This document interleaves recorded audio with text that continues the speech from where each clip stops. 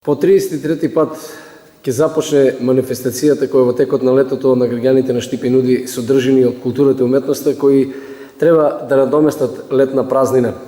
Тој е повод да поразговараме со господинот Пајотов кој постојано е работно ангажиран околу креацијата и оформувањето на оваа манифестација. Господине Пајотов, задудре почнува манифестацијата со концертот на Елена Голомеова.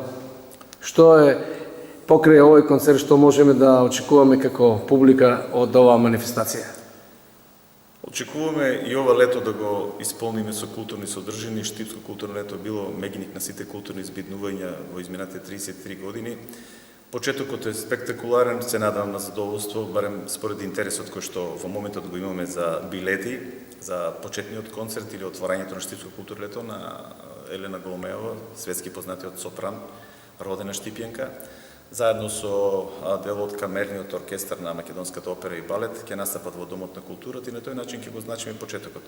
Она што е карактеристично, во основа можеме да кажеме дека Штипско културно лето ќе го има оној типичен белег кој што го има, ќе биде шаренолик, практично ќе имаме културни содржини од секаков вид, за секаков вкус. Од таа смисла имаме концерти кои што ќе се реализираат во Домот на културата, концерти на познати групи.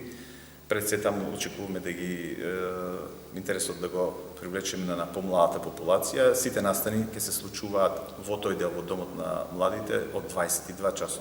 Останатите културни содржини кои што ќе ги реализираме, дел во Општинскиот мултимедијален центар Киро Глигоров, дел во Уметничката галерија Безистен, дел во Народниот театар и Националната установа Ацо Шопов, ќе бидат од 20 часот и 30 минути.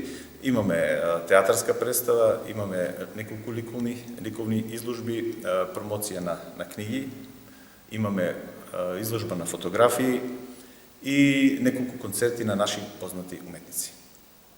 Очекувате ли, со оглед на тоа што е лето, па има конкуренција во смисла на фудбалот, публиката да ги помни овој концерт на Елена Голомеова, уште сега е распродаден?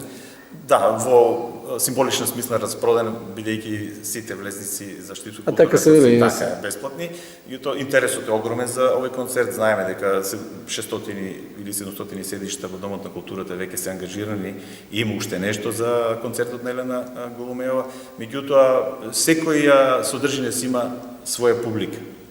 Очекувам дека ќе биде, како од годините, интересно, ќе биде посетено, мотивирачки и за уметниците кои што ќе настапат, меѓутоа и задоволство на оние кои што ќе бидат присутни. Како и да е, заборави да го спомнам, исто така и традиционалното збиднување кој што е со години веќе дел од Штипско културно лето, а тоа е хепенингот на Вртешка.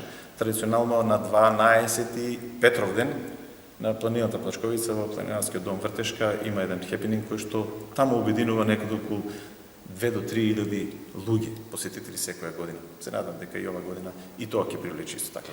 Има ли пари за да се реализира целата програма?